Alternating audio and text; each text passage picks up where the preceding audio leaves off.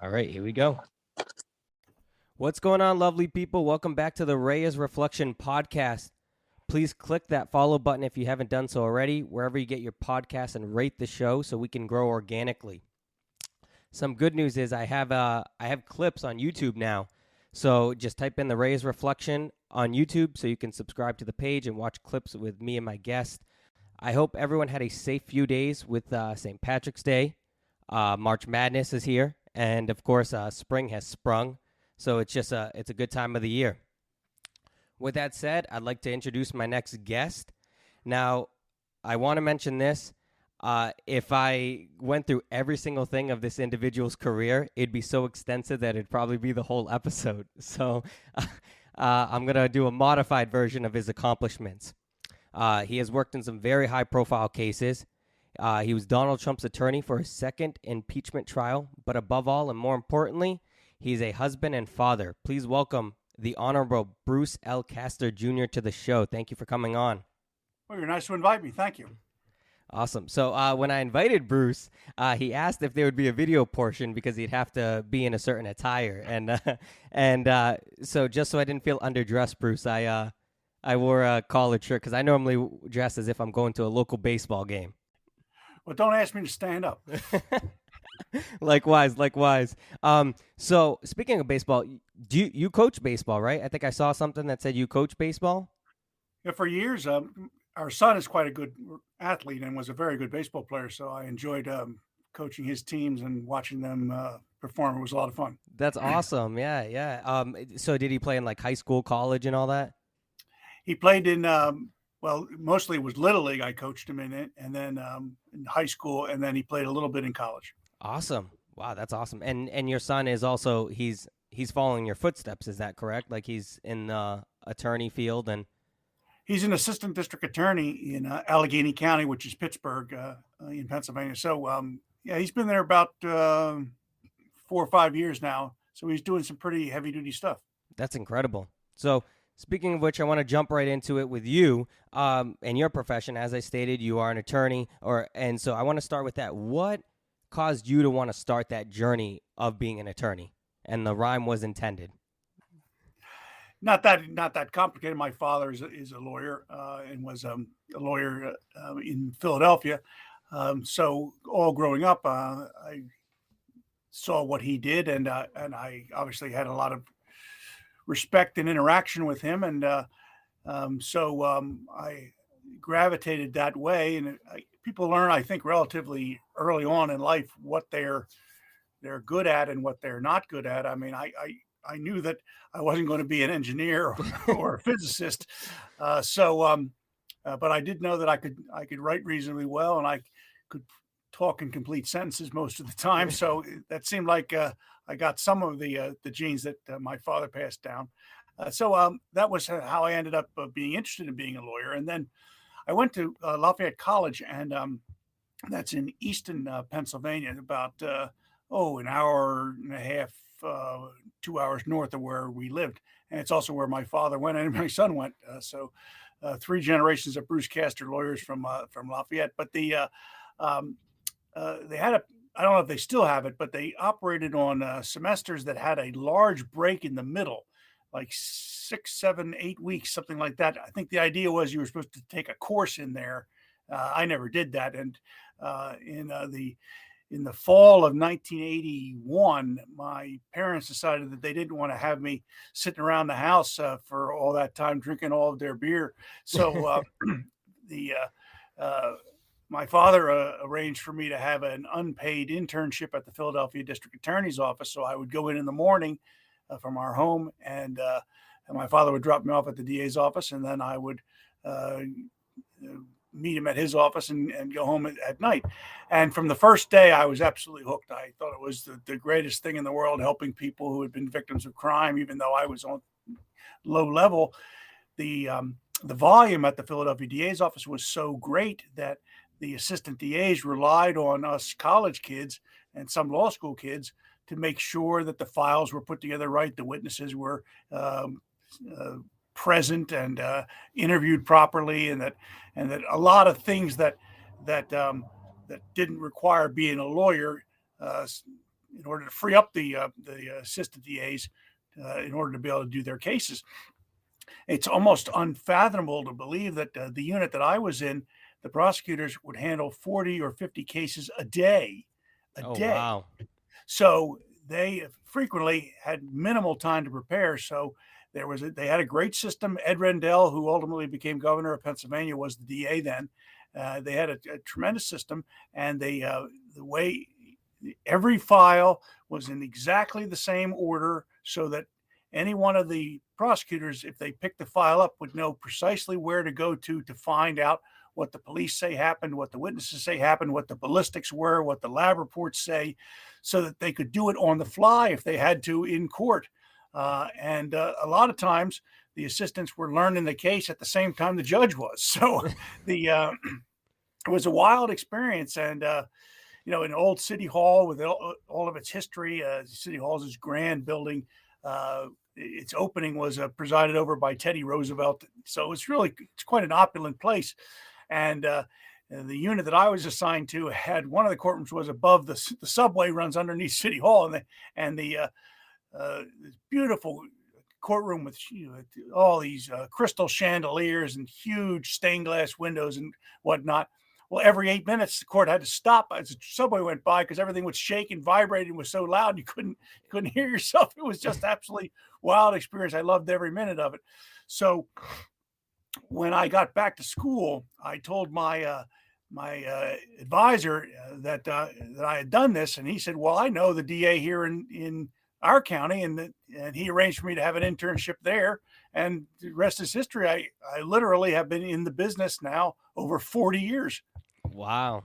That's really wild. And it's kind of crazy that you said that the chandeliers would shake and you'd see that. And you were just a young kid. You were probably so overwhelmed. But it sounds like you were just baptism by fire. You were just thrown into it and you adapted pretty quickly. Well, that was the way it was set up. The unit that I was in, what they called the municipal court unit, which was cases where you could go to jail for 5 years or less. So what would happen is the assistant DAs would try the cases. If the defendant was found guilty, he could appeal, and the conviction would be wiped out, and he could start over again. It was a way of getting cases out of the system earlier. Before they needed to spend time with juries. So these were all non-jury cases. It was a very good system, and I think they still use it today. It would be the only system like that in Pennsylvania. And one of the things that I did in that almost 2 months that I worked there was I kept the statistics for the unit, and we processed 1,100 cases a week. Wow. So to put that in perspective, Montgomery County, where I was later DA, we handled about 11,000 cases a year, the whole office. This is just one unit of the Philadelphia DA's office handled 1,100 cases a week. Now, admittedly, they were the cases that you would have more of, DUIs and retail thefts, and drug possession cases, things like that. But there was an awful lot of cases. So if you blew one, then there was another one right there. I mean, literally, there were more files than one human being could carry to the courtroom every day. So one of the things I did was I carried half the files for the prosecutors. And the witnesses that never met the DA, they had to, one of my jobs was to check off when they arrived. And if they weren't there, the judge might put it to the end of the list. And at the end of the list, if they still weren't there, the case was dismissed. So it really was a conveyor belt. But when they won the cases, and somebody who was the victim of a theft or somebody who was in a car accident because they were hit by a drunk driver, they really thought that was great, and it made me feel really, really rewarding about the work that I was doing. Yeah. You touched base on your collegiate experience. You received your degree from astronaut Neil Armstrong. Is that correct? Yeah. People don't realize it was highly unusual. Neil Armstrong was a very private, reserved fellow, and almost never accepted speaking engagements or whatnot. And somehow, our class managed to get him to come to our graduation, and he literally put my diploma in my hand. And it's kind of funny because it rained that day. It rained when I graduated from high school, college, and law school. So we were inside, no air conditioning, and we were seated alphabetically. So Castor was relatively close to the front. I can't remember if I was in the first or second row, but I was very close to the front and very close to the stage. Well, there was a prayer at the beginning to begin the festivities, and the prayer. And remember, it's the end of May. We're melting inside with no air conditioning. It's humid as can be because it's just raining like dogs and cats outside, and the prayer is drowning on and on and on. And we're in suits, ties, and then those gowns you wear and those silly hats and all that. And it was a miserable experience. And during the prayer that had been droning on, I happened to look up, and I was seated exactly directly in front of Armstrong. He was on a raised platform, but literally I was the guy who was the most 90-degree angle, or however you would refer it, right to him.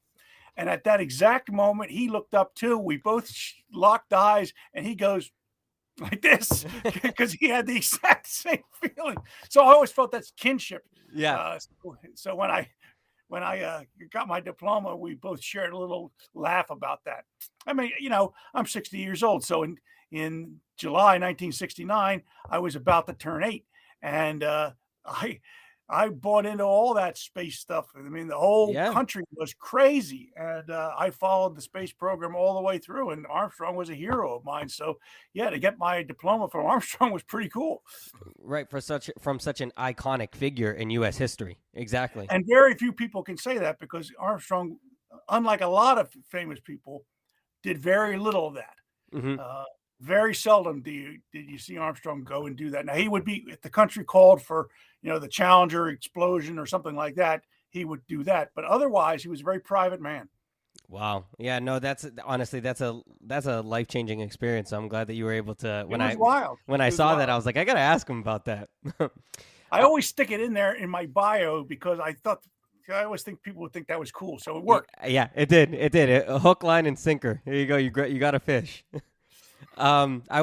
Speaking of that, I wanted to ask you, I saw something that said numerous wiretap investigations. Okay. For the average Joe like myself, I think of the fictitious things that you see on TV and, those NCIS shows or what have you. So care to talk about what that consists of, or is it just as simple as, you just hear someone do something bad, you all kind of rush in and you arrest the bad guys type of deal? No, a wiretap is an extraordinarily invasive thing in American government. I mean, we like to think that, and I believe we are, the freest nation on earth. And in order to intercept somebody's conversations when they don't know they're being recorded is a big invasion of their privacy. Yeah. So everywhere in America and in the federal system, there are tremendous safeguards against the government using the power to listen to other people when they don't know they're being listened to, or videotaped when they don't know they're being videotaped, absent certain approvals, whether it be from high-level government officials like the district attorney in some circumstances, or by judges. Pennsylvania, even within that framework, is much more restrictive on the government than other states and the federal government, because a Pennsylvania Speaker of the House of Representatives was arrested on a wiretap one time, doing allegedly corrupt things on a wiretap. So the Pennsylvania legislators all realized that they could be next, so they passed a wiretap law, which I ultimately, over years later, helped rewrite. And the hoops you have to jump through to get a wiretap in Pennsylvania are very stringent. In fact, if you were a target bad guy of ours and we wanted to try to see if you were a drug dealer and you were using your phone to set up drug deals, so we would be recording you and then everybody you talk to for a period of time. There's a lot of technical ways you do that. I mean, in the old days, you literally had to climb up a pole and attach wires to the phone line. Yeah. But now with cell phones, it's a lot different. But the point is, when we're listening in on phone conversations where nobody knows that they're being recorded, that's tremendously invasive of your privacy, because you're not, even if you're a drug dealer, you're not always talking about drug deals. You might be talking about, your trip to the doctor, or your latest date with your girlfriend, or Yeah. a lot of stuff that has nothing to do with, with the reason for the call. So you have to, the people like me who are listening have to try to stop recording in those parts and pick it back up when it's relevant. But in order to be able to do that, we have to get a permission from not just a county judge, but from a statewide elected judge. So it's one step up from the judge who's presiding over a jury trial, for example. So you have a judge who's hearing a murder case in front of a jury. It's the level above that that you have to go to, and you have to write out all this paperwork to explain why you should be allowed to and why the law allows it. So it's very, very complex work. So only a few people became expert in it. Now, the value is obvious. You have one person who's distributing drugs. You arrest all the people that he's working with or she's working with, and you might quietly take off the main supplier, and you get him to make a call to his supplier, and this is how you make great big drug operations. I mean, I have seized truckloads full of cocaine or marijuana or heroin by using these methods. So they're very effective. And there are forfeiture laws that go along with that. So not only do we take the drugs and arrest the bad guys, but we take all their money and we plow it back into law enforcement. So being involved in wiretap investigations, it might sound glamorous, and some of it is glamorous when you kick the door in and the bad guys are weighing on the scale the drugs. But the truth of the matter is, it's a lot of grind in order to get the paperwork necessary, and then you have to defend it in court. Mm-hmm. So that was when you tell somebody in our profession that you did a lot of wiretap investigations successfully, that indicates a level of precision on your part, because everything has to be exactly right or the evidence gets thrown out. Okay. So it's really only glamorous when you are, like you said, when you're doing what the TV shows show and the movie. Well, we do some of that too. Yeah. That's cool. As mentioned earlier, you worked on some really high profile cases, some of which were featured on television. That's actually how I saw you and was like, I want to get this gentleman on my show. Forensic Files. I'm naming that. Love that show. I know that some of them are, back in the day, it was a while ago. I don't know if you remember some of those cases. So, do you remember like some of the cases that you've done? Like, for example, like the Caleb Farley one, or is it Caleb Farley? Well, Caleb Farley, that's a famous case. Yeah. That was a case of national significance because that was the first time that we used DNA evidence to get a murder conviction. Okay. So for the people who are unfamiliar with that case, because obviously that was years ago, there's a new generation.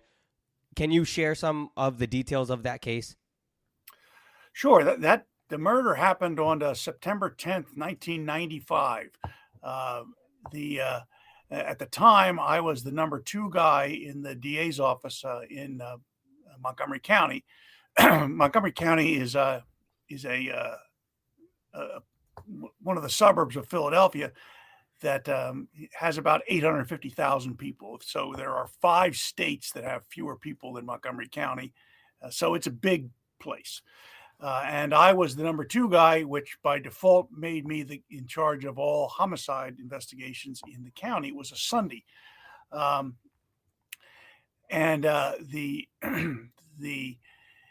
matter of fact, the Eagles were playing it in a rare 7:00 start. So it was something I was very interested in watching, big Eagles fan. So we got a call that a 19-month-old child was found dead by the side of the road in Valley Forge National Park. So that should give your audience some idea of where in the country we are located. Part of Valley Forge National Park, where George Washington wintered during the Revolution, is in Montgomery County. So that's gives you some geographic context. But there's the child was quickly identified as Devin Mandrack, and the little girl's father had reported to the police that his wife and child had gone out shopping at a children's clothing store earlier in the day.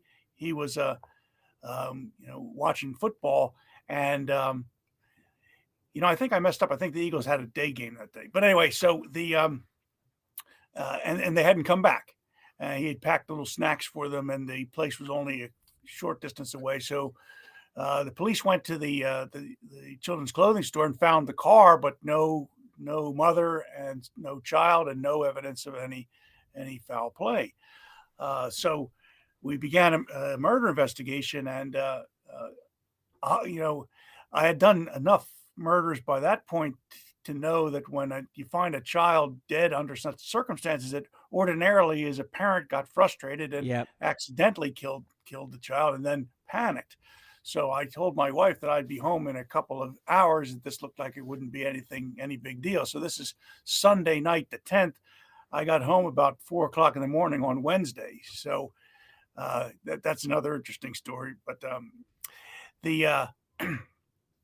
as it turns out, when we were conducting this investigation, there was a motorcycle gang rally for the motorcycle gangs that were in sort of the Northeast region. We had gotten the motorcycle gangs out of our county, but they were in a neighboring county, and they have to travel through our county to get there. And of significance, the woman who was missing was strikingly beautiful. I mean, beyond belief, the kind you would expect to see modeling clothes or in the movies, just astonishingly beautiful. And what we thought happened was this motorcycle rally would have the main route through the county would have taken them right by this children's clothing store, and we thought maybe she was kidnapped by the bikers, and the child was done away with, and then the woman was in the custody of the bikers, kidnapped. Okay. So we're running, we're chasing our tails at this point. Of course, we didn't know it at the time. Meanwhile, the children's clothing store had closed, and we wanted to see if she had actually gotten there. So we went to the owners and said, who was working there? Oh, my son was working there, but we closed at 6:00 or whatever the time was, and he went down the shore for a couple of days off. So we couldn't get a hold of the guy who was working there, because we wanted to find out if the woman had driven her car there and went inside and then came back out. Like actually went into the store. Or got right. Yeah. So it took us a while for him to show up. And when we got him, we asked him to come down to the police station, and it was evident that he was wearing makeup on his face, like a woman wears makeup to cover up a pimple or something. And after we had him wipe up his face, it was clear that he had marks that were consistent with scratches. Now, mind you, we still don't have the woman. So they were that visible. The scratches were that visible. Yes, remember, this is only the next day, so it's pretty recent. So at that point, I have a guy in custody that I don't have enough evidence to hold. He has a very good lawyer, probably at the time, and maybe even still the best lawyer we had in Montgomery County for criminal defense, a fellow named Mark Steinberg. And I've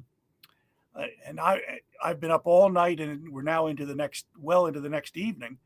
And I didn't know what to do, because if he's the killer, then if I release him out into the public, he could kill again to avoid being arrested or whatever. So I called the district attorney, Mike Marino, and I asked him to come to the police department to make the decision on what to do about this. And while he was on his way there, I came up with this idea that we would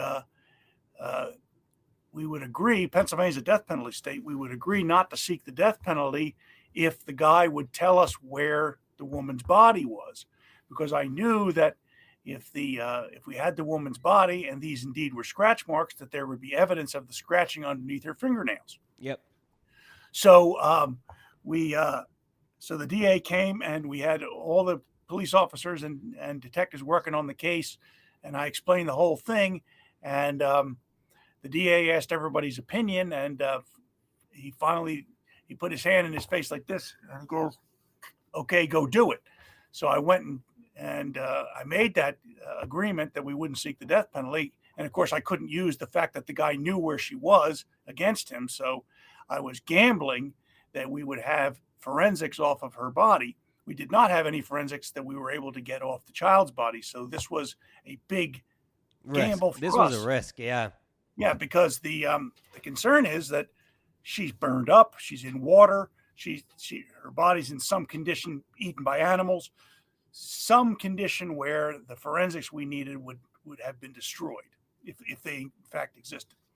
So he took the deal, and he showed us on do people even know what the yellow pages are anymore? I mean, he showed us on the yellow pages where there was a map indicating where a particular business was, and showed us on the map, she's right here. We went there, and there she was. She was without clothes in a sexually suggestive pose, which turned out being significant when we later found out the guy was a major league pervert. It fit into the psychological profile that the FBI had given us, which helped because we had to get a search warrant for the guy's blood and what ultimately turned out to be DNA. Well, by this point, by the time we got all this done, it's the middle of the night on Wednesday, or I guess Tuesday night into Wednesday, and I came home and went to bed. Since I woke up on Sunday morning, I hadn't been to bed, and now it's 4 a.m. on Wednesday, so I'm pretty tired. Yeah. So I wake up just before 12 o'clock, and my wife wants to know where I have been, and this is cell phones were a thing, but they were mounted in your car. You didn't carry them around with you. Yeah. So I said I was working, and she said, "No, you weren't at work, because I called and spoke to the DA, and he said that you weren't there." Well, the DA was speaking specifically. I wasn't there. I was out in the field working on the case. Yeah. But he didn't know why she was calling. So she thought I was having an affair. So I said, "Well, turn on this." I heard the clock chiming, and it was 12 o'clock. I go, "Turn on the news." She says, "What channel?" "Any channel." Yeah. So she turns on the news, and all the evidence, all the report about the case was on. So I said, that's what I was doing. So I dodged that bullet. Yeah. So and we've been married 33 years. So now, oh my goodness, might stick. So I mean, the case was a wild case, and because DNA was not a proven thing for use in court back then in Pennsylvania, the hearing, in order to ascertain whether we should be allowed to use the DNA we found under the fingernails, lasted a week, just that hearing alone. And it was admitted, and the Supreme Court upheld it. So of interest, the DNA work was done by Henry Lee, the famous forensic scientist. And this was all happening during OJ. And he had testified for OJ. So he had been he was head of the Connecticut State Police Laboratory, and the people of Connecticut were so incensed that he was testifying for OJ that his license to be allowed to do anything other than cases for Connecticut was revoked by the governor. So when I called and asked for him to do it, he said that the governor wouldn't allow him to do anything other than Connecticut cases. So I had to call the governor and get permission, the governor of Connecticut, to get permission to have him work on the case. Turns out that the chief of staff was a former prosecutor and talked the governor into it. So everything worked out as it should. But the the last funny part about that was we didn't want people to know how desperate we were to prove that we were right in trading the death penalty for the body. So we didn't want the whole world to find out that we'd gone to see Henry Lee. So we went there in the very early morning hours and signed in with fake names. And they put us in a room, and I went to get a cup of coffee. And when I went by, coming back, I'm standing there with my cup of coffee in the hand, and Henry Lee is giving this national press conference on the OJ case with all these cameras and microphones and reporters. And he's the only one who can see me. All the reporters have their backs to me. And he says, I have to wrap this up because I need to see my, quote, excellent friend, the district attorney of Pennsylvania. And whereupon all the cameras spun around and focused on me. There I am standing with my coffee. And so much for being there secretly. Inconspicuously, right? Yeah. Yeah. That was thrown out the door. Yeah, one of my favorite lines of that episode was when you said, we can't really arrest the guy for being a pervert and because he lies a little. And because apparently he had lied about how he got the scratches, too. He had said that he was he said he got them in a mosh pit. Yeah, he said he got them into a mosh pit, but then he told friends he broke up a fight outside of work or something like that. So, yeah, and one of my favorite lines was when you said, yeah, it's hard. You can't really arrest the guy for being a little bit of a pervert and a liar. And so he was a lot of a pervert. Yeah. Yeah, it came to find out. Yeah, absolutely. Absolutely. Wow, that was your memory is pretty sharp. I'll give you that. So that case gets a lot of attention. So I've done that on TV a number of times. Yeah. That's honestly that's a really big case, and like I said, it's just it's sad when you watch the whole play out of it. Yeah. I still am in contact with the husband. In fact, you are. Mm-hmm. He's quite a fella, and but I'm still in contact with him, and people don't realize, we arrest bad guys, we hopefully put them away, and I move on to the next case. But the people who are affected by that terrible crime, they still have to live with that effect, and it's pretty bad when it's your wife and your daughter murdered. Yeah, and as you said, beautiful family too. Yeah. There was good, very, very nice people. Yeah. Our hearts are out for them. So the next case I want to discuss is the Guy Saleo case. Do you remember that one in the General Wayne Inn? Yeah, that was another of the cases that I've done a number of TV shows on. Guy Saleo was a partner in a business in the restaurant business with a fellow named Jim Webb, and they owned a restaurant that was approaching 300 years old. It was the General Wayne Inn, right very close to the border between our county and Philadelphia.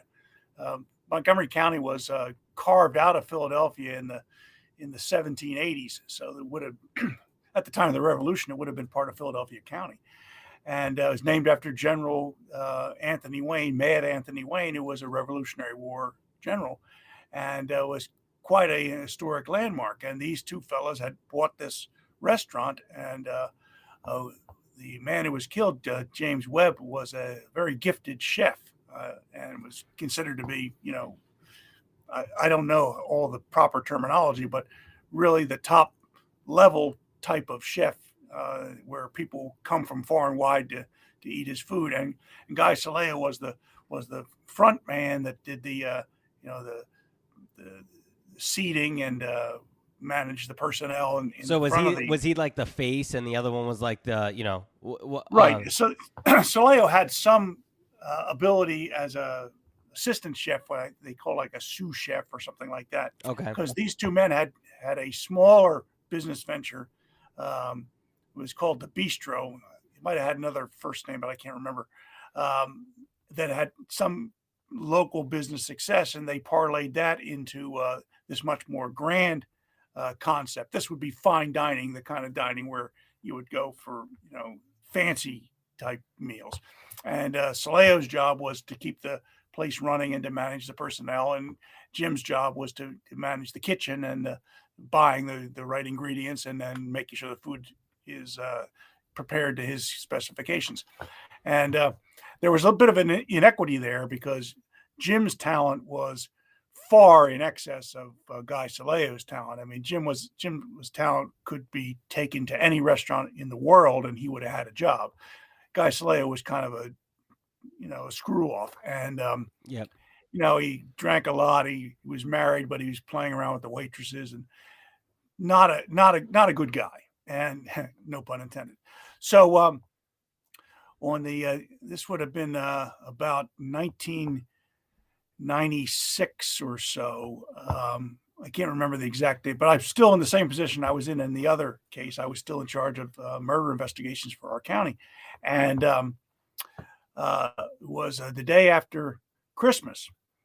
And my wife and I had gone to the theater, and as soon as we got home, I had to turn around and go back because we had discovered a body on the third floor at the General Wayne Inn in like a private office, and it was Jim Webb's body. And what had happened was a woman named Betsy Costanza, who was the woman who made the pastries and desserts and stuff.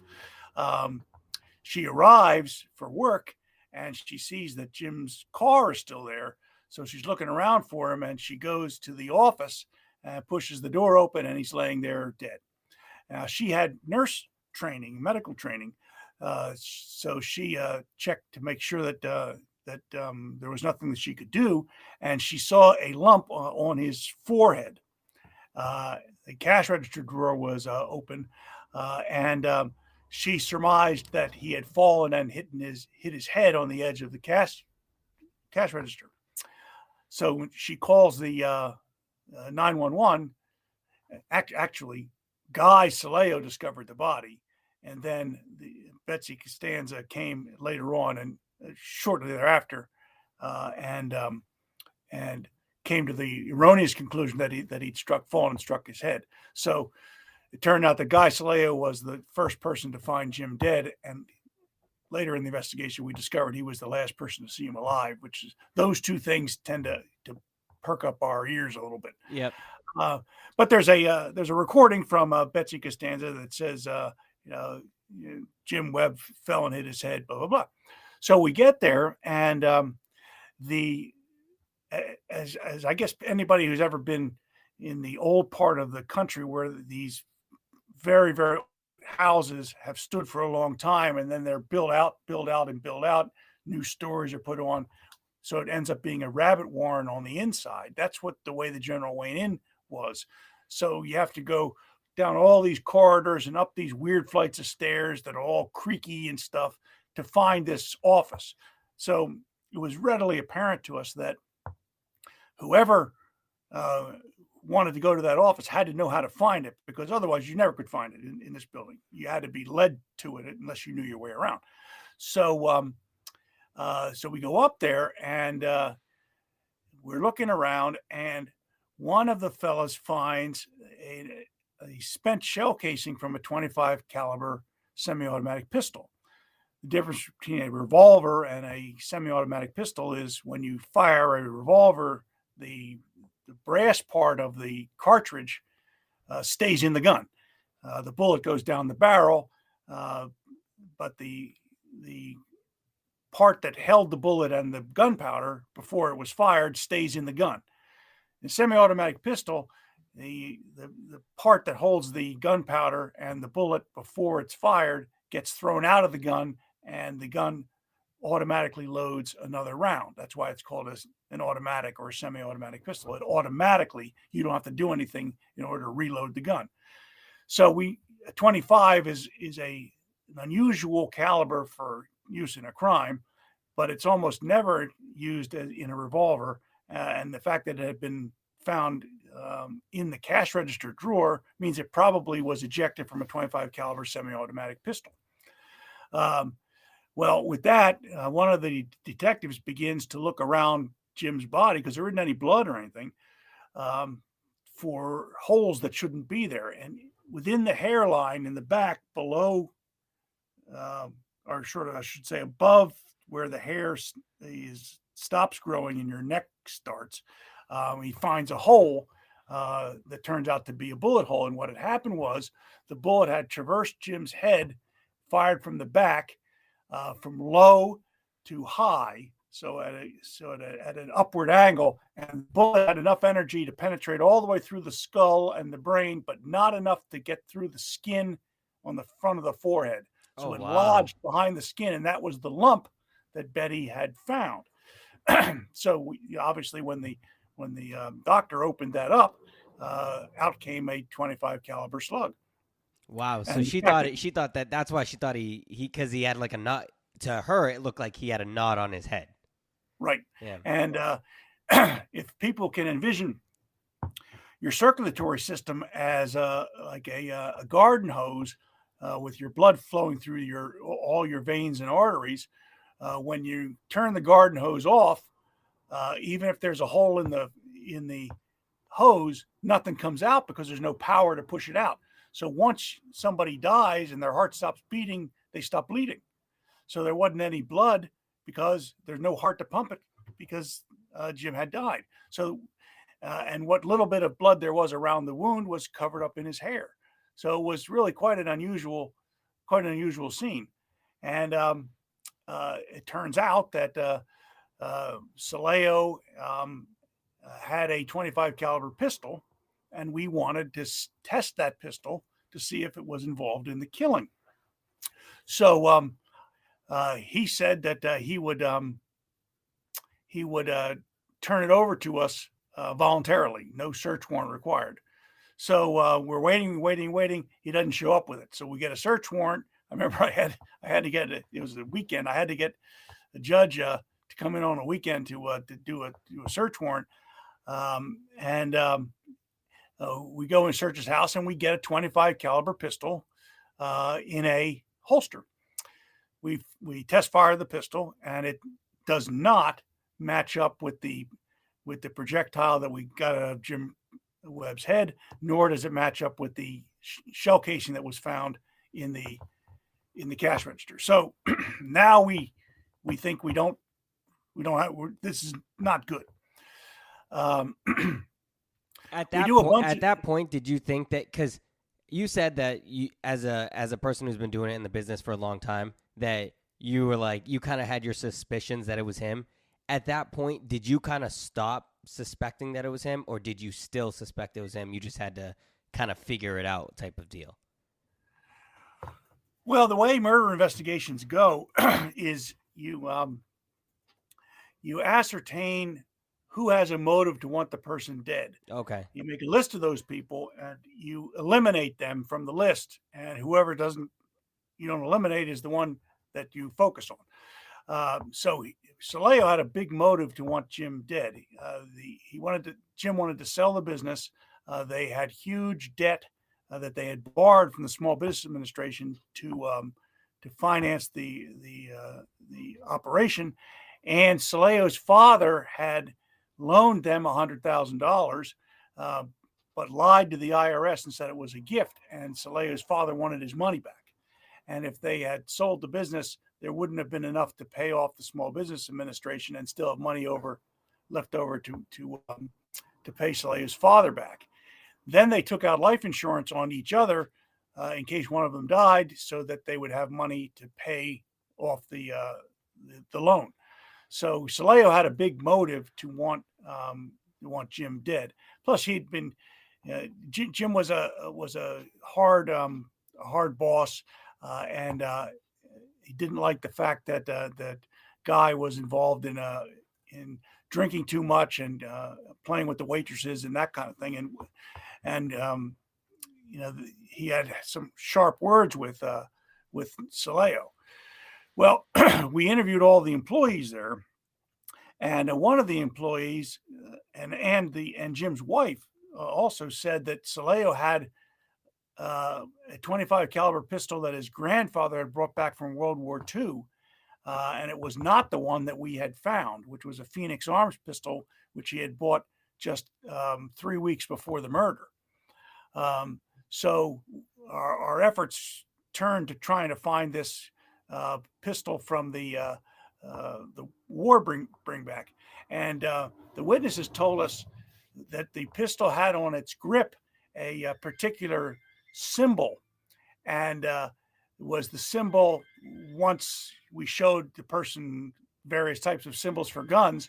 It was the symbol for a Beretta pistol, and while we couldn't match the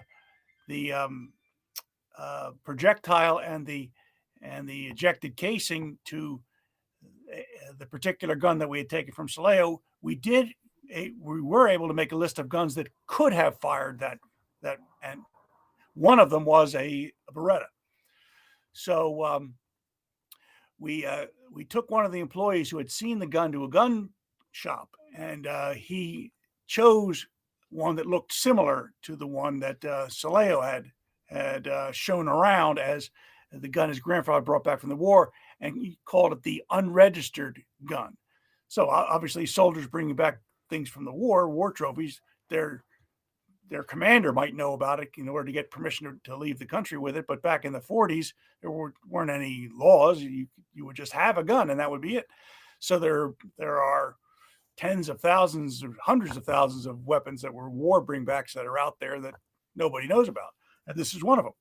So we couldn't find it. Searched his house, searched the place. We found a box of shells which had a number of them missing, but no gun.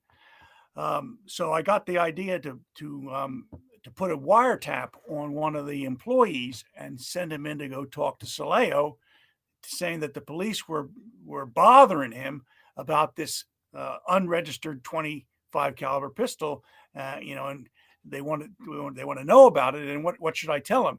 And he says on the wiretap, "Hey, don't worry about that. I got rid of it. I traded it for a holster years ago." Well, we knew that at least we thought that was a lie, because he told the police that he never had any other 25 caliber pistol other than the one that we had gotten at his house. Now, the one that we got at his house was a Phoenix Arms pistol, roughly the same size, fits in the same size holster, and the holster is made of leather. So I figured, well, when you put something metal hard against leather, it leaves a mark. So we decided to cut open the holster, and we laid the Phoenix Arms pistol in there, and it fit a set of marks perfectly, but there were other marks that it didn't fit. Then we took a Beretta, Model 25 caliber Beretta, laid it in there, and it fit. So now we know that holster had a second gun in it. Soleo had said he bought the holster new at the same time he bought the gun. So we know that there was more than one gun was stored in that holster. So I called him in front of the grand jury, which is risky because he has to be given immunity from anything he says in order to give up his Fifth Amendment right to being prosecuted based on what he says. So we granted him immunity, and I went through his statement line by line. And when I got to the parts that said that, did he ever own another 25? He said no. I said, did you ever own another gun that you put in that holster? No. Well, those are lies. So I had the grand jury consider whether he should be charged with perjury. The grand jury agreed and ordered that he be charged with perjury. So I told the lawyer representing Soleo that what had happened.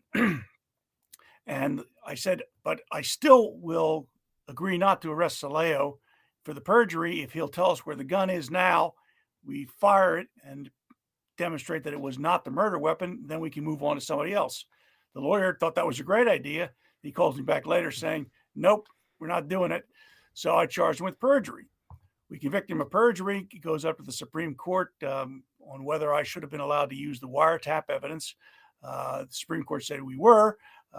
So as soon as that came down, we arrested him for murder and tried the case and got him a first-degree murder conviction.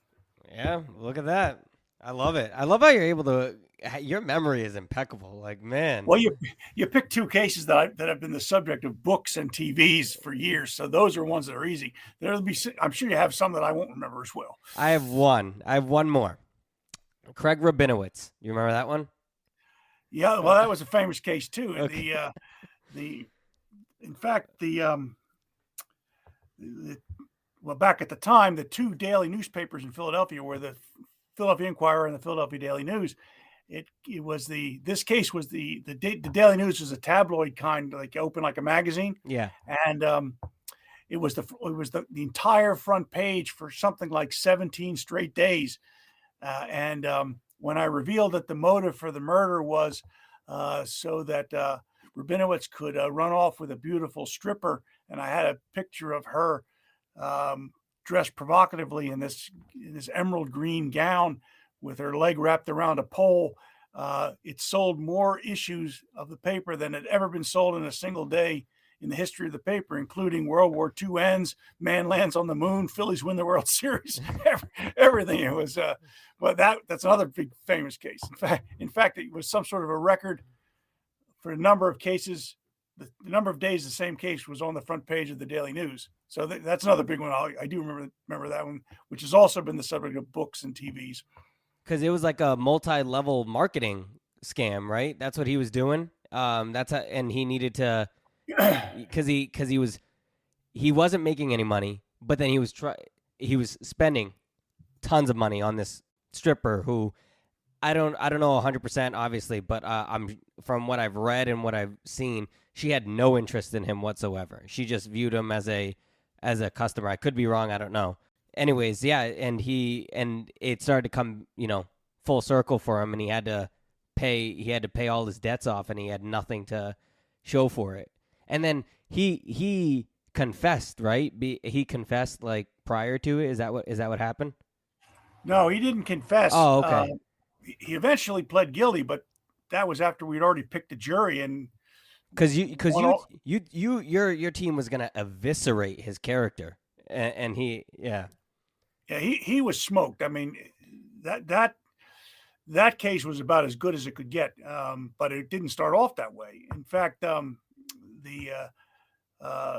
were all these headlines in the paper at that time. Again, I was in the same position I was in the other two cases you asked me. I was the number 2 guy, but I was acting district attorney because the DA was out of town and out of touch for several weeks. So I was in charge at that point. Although the way we worked things is I pretty much got to do what I want, and the DA would, make sure that I didn't screw anything up. But but there were all these headlines. There's sort of a famous headline in early May of whatever year that was. I can't remember, 97 maybe. Worse the effect on the front page of a Sunday Inquirer, Castor about to arrest wrong man. And then all these excerpts and quotes from all these famous defense attorneys about how I was about to arrest the wrong guy and I had it all wrong and blah, blah, blah. Some defense attorney even sent me a copy of his book and with an autograph in it saying, you better read this before you take any further action. Really condescending crap. But so the case didn't start off that great. What had happened was the woman who was killed was Stephanie Rabinowitz she was a real cute girl and also was a new mother, only a year-old child, and she was a lawyer at one of the pretty well-known law firms in the city of Philadelphia, and highly thought of professional. And Craig, these were friends from summer camp or something like that. Craig was sort of a loser, and but he was friendly and outgoing. Matter of fact, the name of the book that sold a lot of copies by a fellow named Ken Englade, who did true crime books, was called Everybody's Best Friend because he was a guy who was easy to get along with and a fun guy to be around. And he was jealous of his wife and her success. And of course, when women have babies, they're not as interested in sleeping with their husbands and having sex with them for a while. And he didn't like that. And so he put together this phony business out of China, where he would buy latex gloves by the boxcar full, have them shipped over from China, and they would market them to doctors and dentists and other professions where you needed to use latex gloves. So he went to all of his friends and acquaintances, and he got money from them to invest in this business. And then he used money from the earlier ones to pay the earlier investors. From the later investors to pay the earlier investors in what would be called a Ponzi scheme.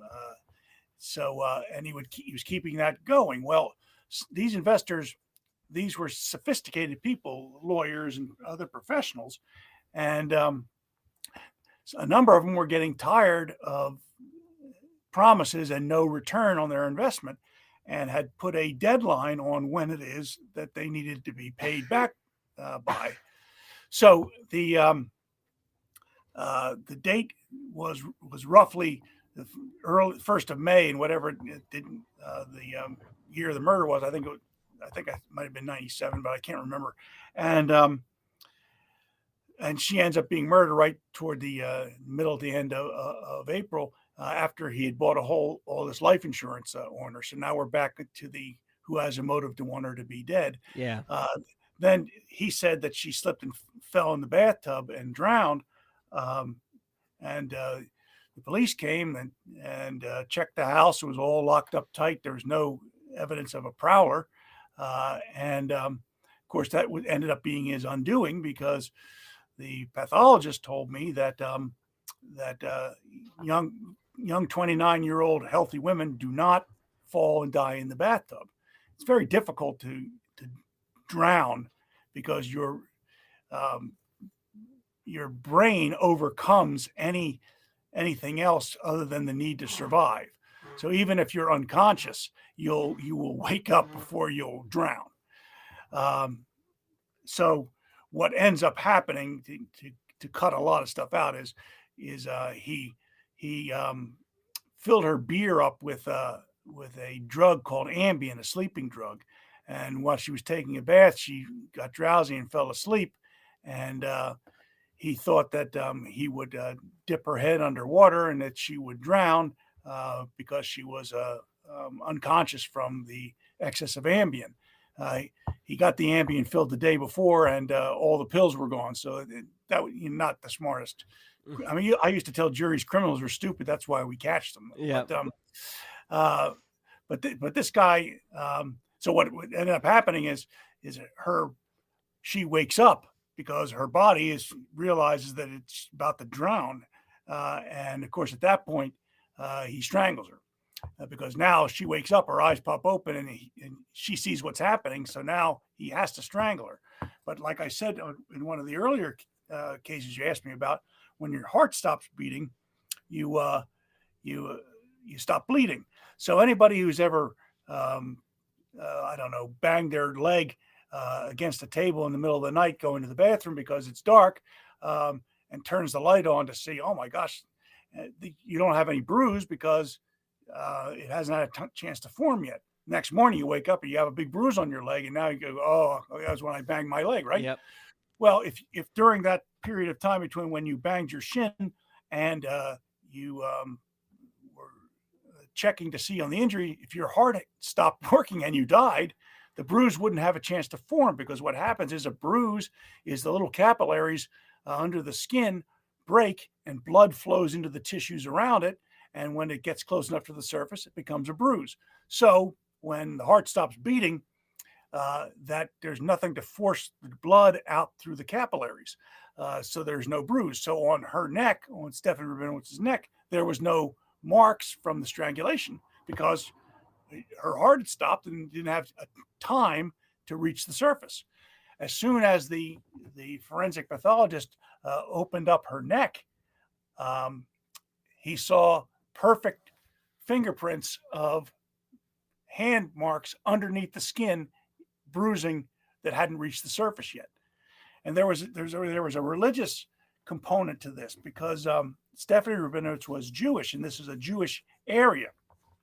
And I remember distinctly that the state senator called me and gave me a hard time because I wouldn't release the body in order to be able to bury the body within the prescribed 24 hours that the religion required. And I wouldn't release the body because I knew I needed time to do the autopsy and conduct the investigation. And once the body is embalmed and in the ground, embalming, it doesn't end all forensic possibilities, but it really hurts them. Yeah. And putting them in the ground, getting a body out of the ground against the family's will is really hard. I did it twice in my career, and it's a major league court battle.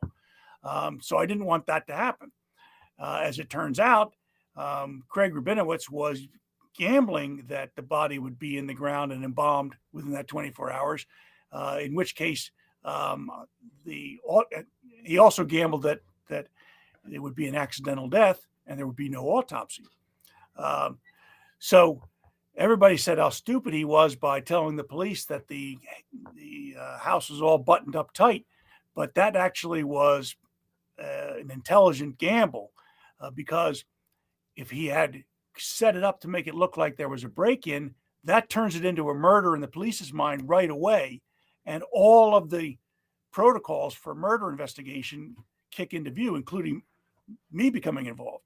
So by pretending as though it was an accidental death, he was gambling that there would be no autopsy, because you don't autopsy accidental deaths, and there would be no opportunity to draw blood or do anything of that nature, because the body would be embalmed and in the ground. Right.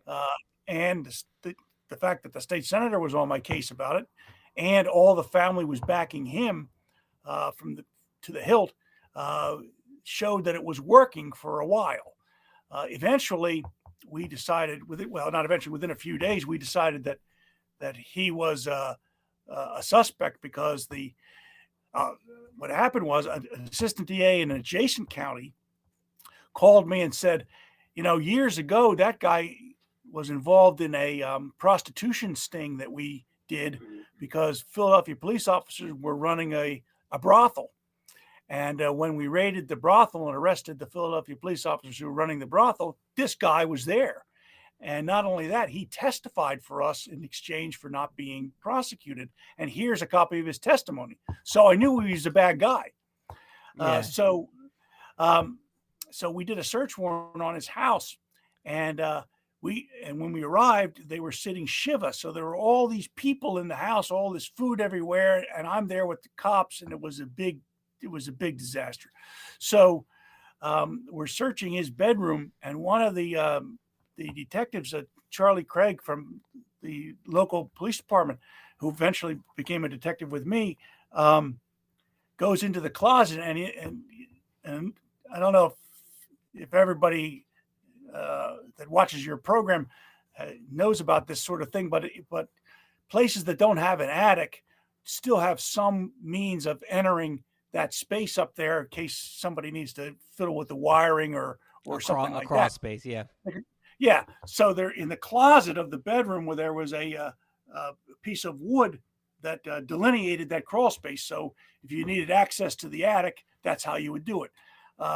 So the detective was searching, and he pushes that piece up, and he reaches around, and he finds this big shopping bag. He pulls it out, and inside it is all of Craig Rabinowitz's dual life, with the stripper and receipts for all the gifts he'd bought her, and what they called Delilah dollars, which was like Monopoly money that you used at the strip club, receipts for furniture and jewelry, trips they had taken, photos, the whole thing. Oh, so they did kind of have a relationship. Oh, yeah. Okay. Yeah, but it was all one-sided. I mean, he bought her all this stuff, and she played along, because that's how you fleece the mark. You get more and more. Yeah. Yeah. She, by the way, hates me. She was years later. She was on a program. Her name is Shannon Reinert. She went by the stage name of Summer, and she was on a HBO TV series called G-String Divas. Okay. G-String Divas, and she somehow my name came up on the program, and she said something derogatory about really me. Did she? But I put a subpoena on her, so that the other side would spend a lot of time worrying about having to cross-examine her, although I would never have had her testify. But inside that whole bag there's all these pornography and all these receipts and pawn certificates. He had pawned his wife's jewelry after she was murdered. Oh, wow. So we could go and recover those things. And so it was really bad stuff for him. But inside was here's a pad of paper that I have here on my desk. It was about like this.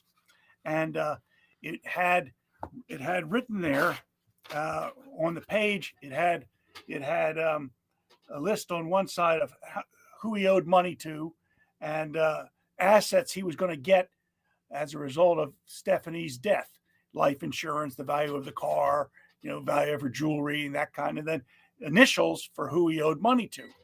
And that, when I figured out what that was, naturally it took tens of thousands of dollars of forensic accounting to prove all this. But when I figured out that it was what we called the ledger of the visual representation of how much he owed and how much he was going to get as a result of her death, I knew I had the smoking gun. And when I finally figured it out, I remember the breath going out of me. And only for the second time in all the years that I worked with DA Marino did I call him. The first you asked me about was when I asked him to come down and decide what to do about Caleb Fairley. And the other one was this time because I thought that this was the smoking gun. He had come back from vacation just the previous day and wanted to know what the heck had I been doing while he was away. But that ended up being the significant piece of evidence that hooked all the case together. Wow, that's really cool to get some insight on the person who prosecuted these individuals. So kudos for you to getting it, and hundreds more. So I want to transition into this. Bill Cosby, 2005. A lot of people have criticized you for not prosecuting him. What's your response to that? Well, there wasn't enough evidence to prosecute him, so that was an easy decision. And in fact, the various Supreme Courts that reviewed it have sort of validated the decision that I made. I mean, you have to remember that the evidence that there were two trials later on in 2016 and 2018, something like that. In 2016, I had none of that evidence. Okay. No, I didn't have anybody that had come forward to say that they had been molested by Bill Cosby. And that evidence wouldn't have been admissible anyway, but I didn't have that. I didn't have the deposition because my decision not to prosecute him is what created the deposition in the first place. Okay. So if you put yourself in the position of the prosecution, setting aside the outrageous ethical mistake that District Attorney Steele made, an ethical mistake that ought to be career-ending, frankly.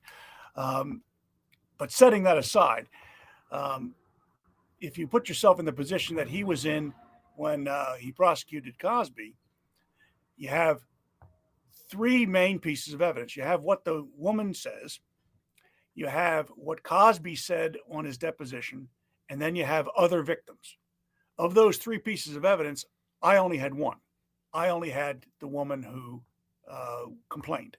I didn't have any other of the people that they used as other victims.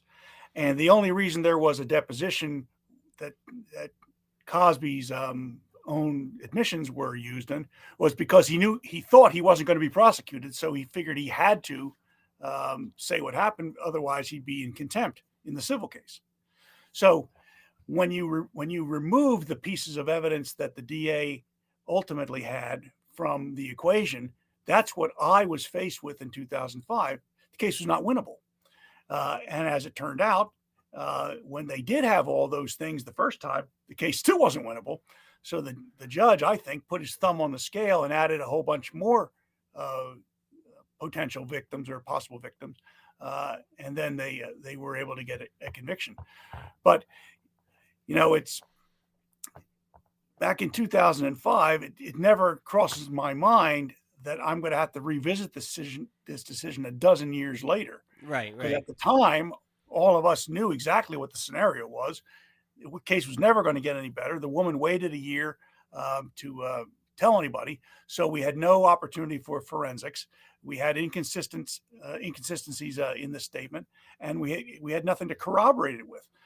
So the case was not a winner.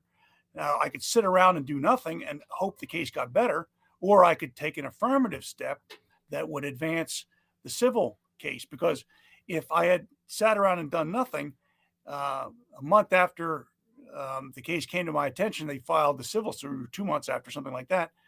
He would be able to claim the Fifth Amendment and not give a deposition, and they wouldn't have anything that he said. So it seemed to me the smart thing to do was to set the scenario up where I got half a loaf as opposed to nothing. Okay. So that he would, so that there would be a big payout. So to this day, that was one of the easier decisions I had to make, because setting aside the fact that Cosby was a celebrity, this was a relatively straightforward decision. You have to decide, is there enough evidence to prove this guy guilty beyond a reasonable doubt? At that time, there was not.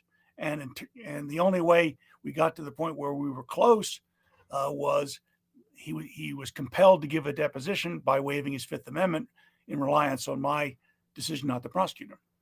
So you think that the people who say that, so in hindsight, you think that the criticism is unfair, that the criticism that you have received from certain outlets are unfair? Is that safe to say?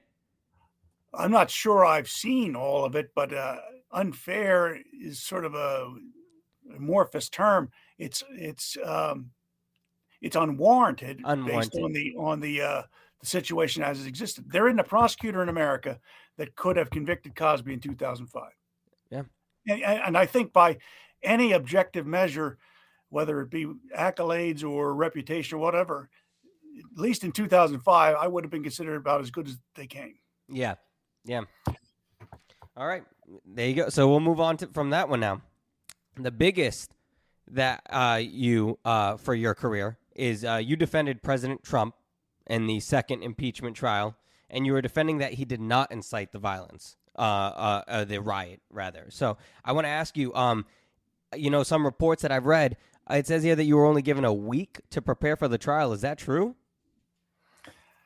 Not really. What happened was about the middle of January of 2021. So Trump is still the president. Okay. I got I had just changed law firms, and the reason I changed law firms is it was during the pandemic, and most of my work was courtroom work, and there wasn't anything to do, and I kept trying to convince my partner, we got to advertise that I'm here, and that people can come consult with us about cases that that would be advantageous to have me working on it. And he didn't want to do that. He didn't think that was a worthwhile expenditure of money. And I thought that we were being foolish and not letting people know that I'm still around and still can do cases and whatnot. So I mentioned that to one lawyer that was a friend of mine, that I thought that we should be doing more to drive business to our office. And I know it was this guy because the only guy I talked to, and he mentioned that to my friend Mike Vanderveen, that I might be interested in changing jobs. So I get a call about that possibility, and I tell him, this is in December of 2020. I tell him that I just think we should advertise that I'm available, and my partner doesn't want to do that, and I think that we should take affirmative steps, and he goes, no, we'll take care of that. So I decided to start this new firm, and the way the calendar fell, I think New Year's Day was like a Friday. So my first work day was supposed to be the 4th, which was a Monday, but I had something due in court that day that I was writing from home, so I didn't start until the 5th. So when I got to work on the 5th, for the rest of that week, they did all this advertising, all the legal papers and stuff, that I had changed firms and you could come and talk to me and whatever. So a week or so goes by, and my cousin, Steve Castor, who's a lawyer who works for the House of Representatives in D.C., calls me up. He says, it was a Saturday, I remember. So if you could figure out what day that was, it would have been probably the 16th. He calls me up. He says, I got this weird call from somebody in the White House counsel's office, or used to be in the White House counsel's office, something like that, wanting to know whether I was his brother, because we had the same last name. And my cousin said, no, we're cousins.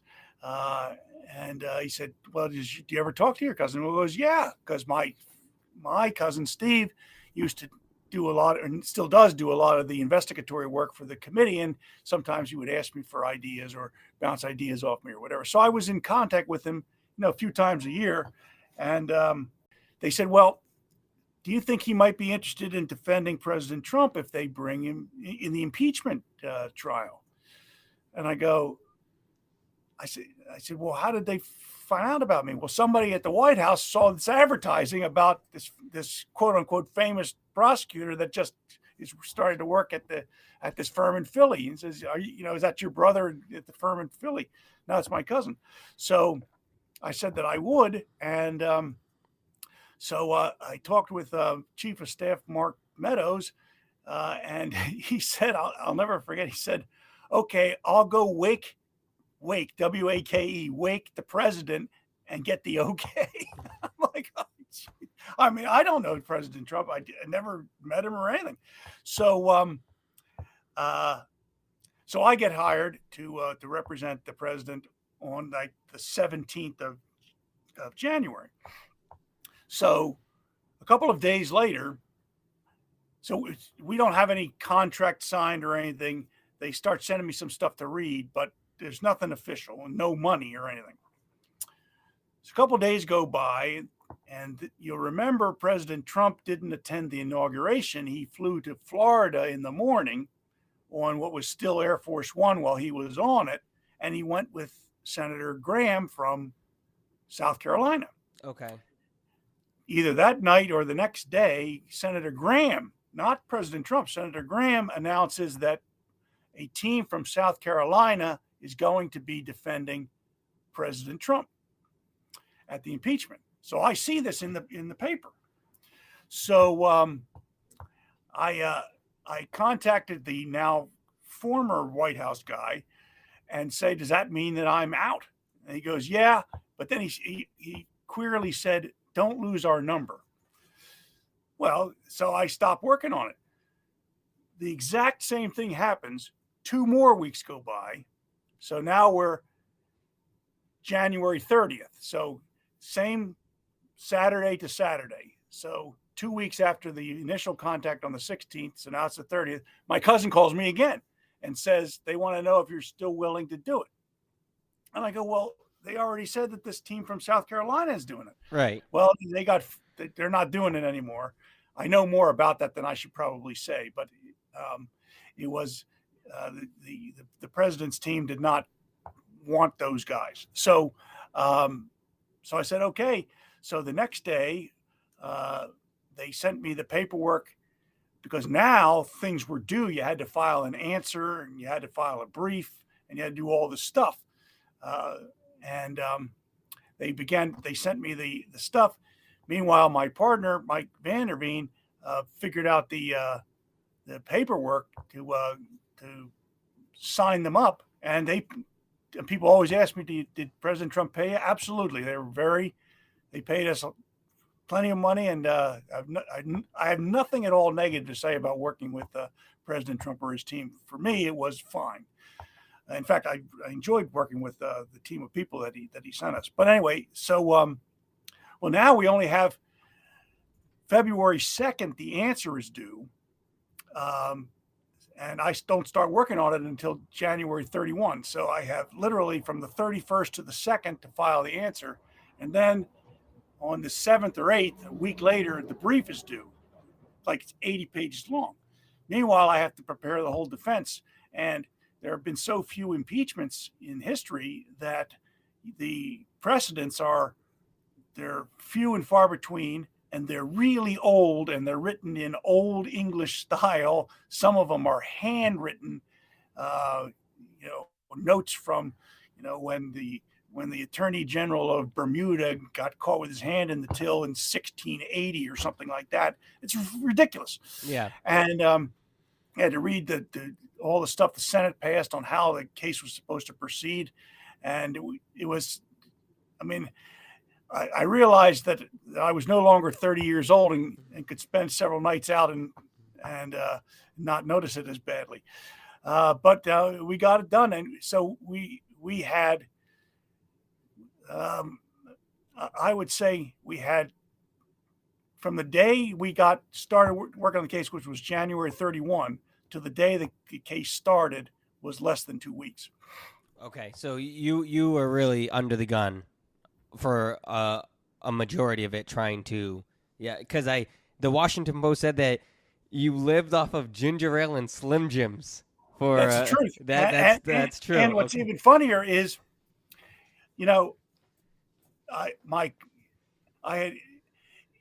it's hard to believe how much weight you lose if you don't eat for 2 weeks. Yeah. Or you eat almost nothing for 2 weeks. So after the first time that I was in the public eye standing up, my suits were too big, and the president, of course, is watching every minute of the thing. He got so mad that he ordered me to get new clothes. Well, I didn't have any other clothes than the ones I brought to Washington, so they brought tailors in and had them made for me right there. Really? Wow. So they would fit. Now, of course, they're too small. So, speaking of that, you just kind of gave us some insight on that. Your presentation, right? Your opening. Some of that, it was in the public eye, as you stated. People looked at you different because your suits.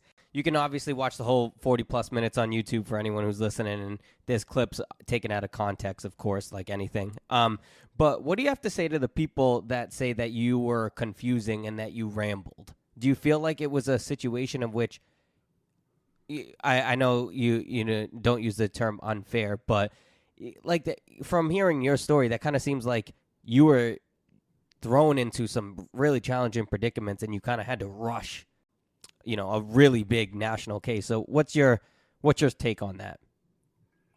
Well, the sort of an interesting thing that the people who live in our in the minute, every news cycle is like 1 or 2 minutes long anymore, might not recognize is that we didn't know any of this was happening because we were so immersed in the case. I had no idea what anyone was saying or what anyone was doing. So I didn't learn about this until we got back. But the situation was the first day we were supposed to address only the question of whether a federal official who was no longer in office could be tried in a court of impeachment, because the Constitution says that the only penalty for conviction upon impeachment is removal from office and the no longer being allowed to hold office in the future. So because of the way that's written, if you're not in office, there is no possible penalty. So the Senate had issued an order. Remember, we're trial lawyers. A judge issues an order, you comply with the order. The senators were the judge, and they issued an order saying the only thing you're supposed to address the first day is that particular question. And that was a very academic type question. And I was the one giving out the assignments of who did what. And I asked David Schoen, who was one of the guys on the team, to prepare that argument, because he's kind of professorial like and would have been better at it than me, was better at it than me. So he was supposed to lead the case off. So and that was the only issue. And then after the Senate decided that issue, if they decided in favor of President Trump, the case was over. If they decided against President Trump, then we would then start the trial. Well, it it never occurred to any of us that the House of Representatives managers would ignore that order and put on their whole case at the beginning. And they did a really fine job. At the end of the case, I thought that Jamie Raskin's kid died as a result of the riot at the Capitol, and I thought that his daughter, some little girl who was so badly traumatized that she needed therapy for the rest of her life. I only learned out weeks later that his son did die, but it had nothing to do with the riot. It had to do with him he had some bad disease that killed him, and that the daughter was in her 20s. So I mean, we were really badly hurt. So there was a break, and it was an outrageous violation of what the Senate had ordered us to do, and we had not prepared for that. It never occurred to us to prepare for that. So we had a meeting on what to do. All of us were very down in the dumps by it because we knew we had been badly hurt, because at that point we didn't think there was any chance we could lose. We thought we had a winner. And so I quieted everybody down, which included not only the team of people working on the case, but all the people that President Trump had given us to help us with various technical aspects and stuff. And I said, does anybody have anything prepared to rebut that? Because we can't rebut that with the dry law school argument that we had prepared, because all the emotion was going heavily against us. I spent a long time, 35 years, reading body language of jurors. I knew exactly what was happening. We were getting smoked. And I said, does anybody have anything ready to go? Well, nobody did, because all of us had prepared for our parts of the case, and nobody thought that this would happen. And I said, the only thing I have ready are my handwritten notes from the opening I was going to give the following day that I hadn't polished up yet. That literally was handwritten notes that I had scratched out.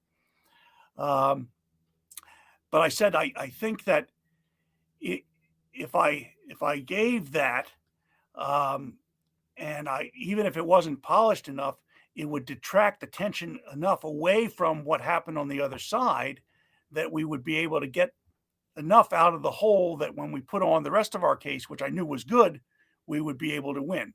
I was worried that we were too deep in the hole. So there was strategy involved here. I could have just gone with the law school argument that David was going to give, which he ultimately did give after I was done. But what I wanted to do was I wanted to draw attention of the senators, and I didn't think about the media. I wanted to draw attention to the senators to me and our side, and away from the emotion on the other side, because right now it was very, very raw. So the artifice was to try to create the impression that the president's team was caught off guard here, and that this was not what was supposed to have happened, and to make people think either neutral about it or think that we're a bunch of dopes, that we hadn't anticipated that this would happen, so that it would end up being the president's lawyer's fault that it was a bad start and not the president's fault. And that was sort of the reasoning behind it.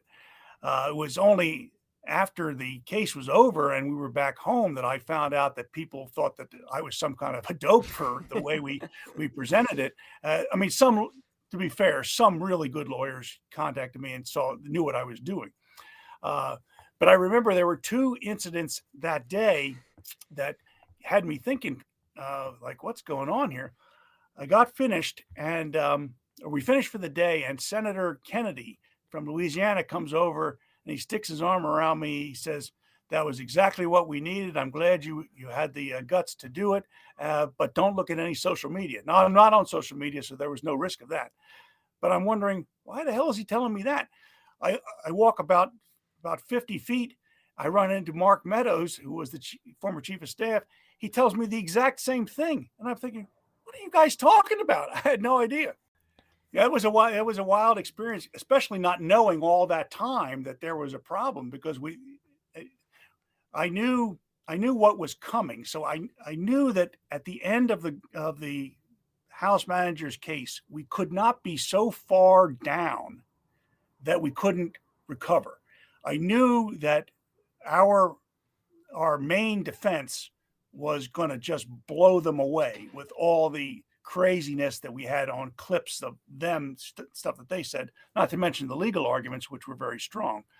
In fact,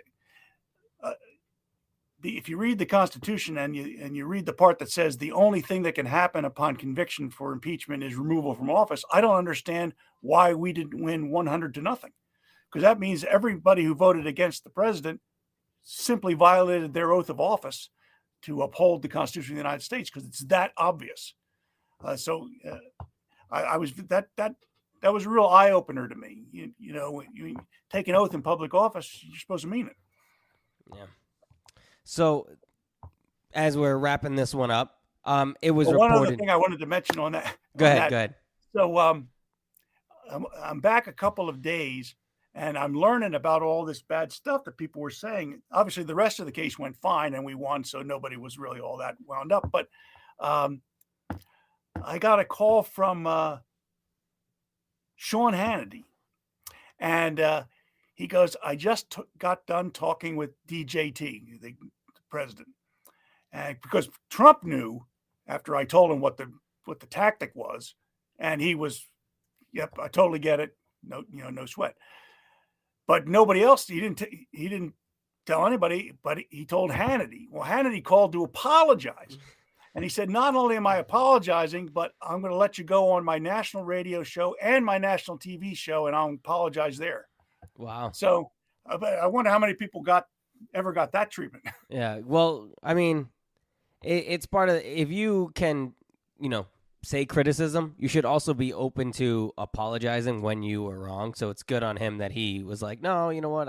My bad. I messed up on this one. I didn't know it's a tactic. There's only trial lawyers who know that it's a tactic. Okay. If you're really hurt in court, you don't want the client to bear the brunt of it. So you take the brunt yourself.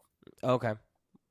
That all stuff I'm learning, the inside. So the last question I wanted to ask was, there was one report saying that Trump was, quote, furious about how you represented him. So I just hearing from you that's not true. Is that what you're saying? At first he was, because he didn't understand the tactic. But when I explained it to him, you have to understand, he's very people have an impression of President Trump that is gleaned from media reports. It's simply flat out not true. The notion that he's some kind of irrational, crazy man is not, in my experience, is not the case. I had two conversations that illustrate this point. Beforehand, he wanted. I wouldn't accept the case if the defense required us to use the election fraud defense. In other words, that the election was stolen type defense. I said, I'm not doing that. It's not necessary to win. We deserve to win anyway, but you don't need to put that on, because the burden's on them. You don't have to prove that they cheated in order to avoid being convicted. You're going to win anyway. So don't inject a problem into the case that you don't need, because that's an issue where, if you're trying to put a square peg in a round hole in that issue, what else are you suspect on in your arguments? So we didn't need that. But he called me when we were in DC, and he was insistent that I put that on. And when I explained to him the rationale, he simply said, "Okay, well, do what you think is best." There was no craziness, no like pounding the table or stamping or anything like that. It was completely normal. Okay, I get it. And the same thing happened with the incident that you were talking about. And it's funny, when you're on cell phones, you can't interrupt, right? Because the cell phone to cell phone, the person that you're trying to interrupt can't hear you, because the technology is such that the person doing the talking has now used effectively the radio bandwidth, and you can't interrupt them. So I have to sit there and listen to them, carry on. And then when I explained to him what happened, there was this pause. He goes, "Oh, I get it now." That was it. Never was any problem. All right. So yeah, when you said that there's this that the media, a lot of the media makes him seem like he's like this irrational individual, but your experience is different. Do you think some of it is some of the things that he has said, or some of the things like? Do you think that the media is 100% wrong in assuming that, or I shouldn't say assuming that, in stating that he is, or do you think that there is some sort of like, oh, okay, from this example, this specific example, there was some irrationality displayed? Or do you just think that it's like completely that they're just trying to rewrite the narrative to fit it into that way? I guess the answer is I don't know, because I never followed it that closely. Okay. My decisions about people are always based on my own interaction with them, and I have nothing. I have no negative things to say about my interaction with President Trump or the people that he gave us to work with. I thought they were very professional, very capable, and I had nothing negative. I didn't even think of anything negative, and they were just good, solid workers, and my interaction with President Trump was favorable. When you're in public life, you're always at risk of saying something stupid, and I'm sure there's been plenty of times where I have, and that probably goes for anybody in public life. But one of the lessons that I learned from my time in D.C.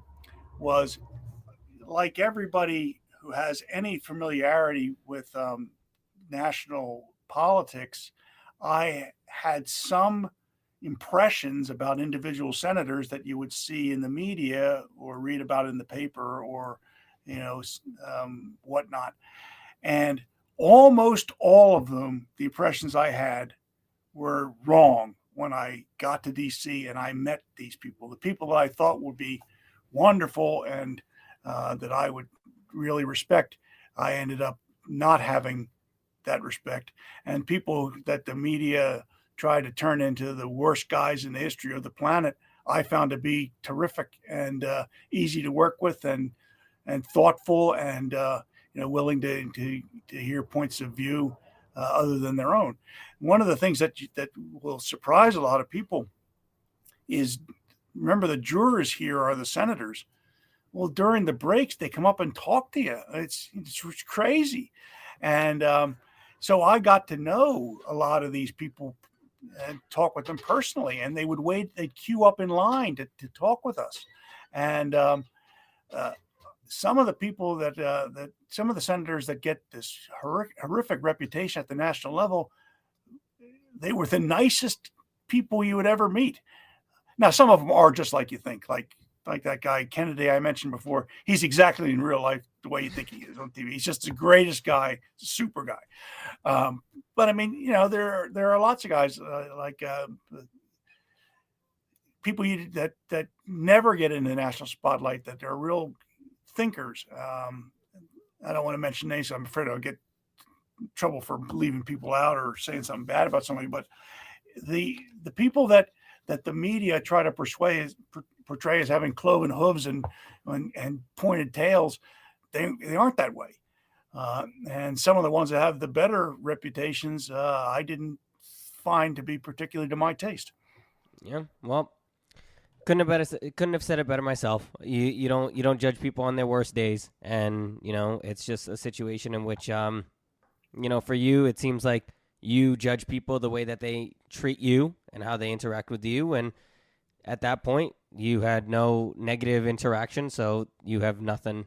You have no feeling to that. So I appreciate that, and I appreciate the candid responses and just the authentic, honest answers, because sometimes there's some tough questions, and I think sometimes people are, are reluctant. But I think, I think this was a great interview. So I appreciate you so much for coming on the show. I really appreciate it, Bruce. You didn't ask any tough questions. Maybe I need to improve on my job.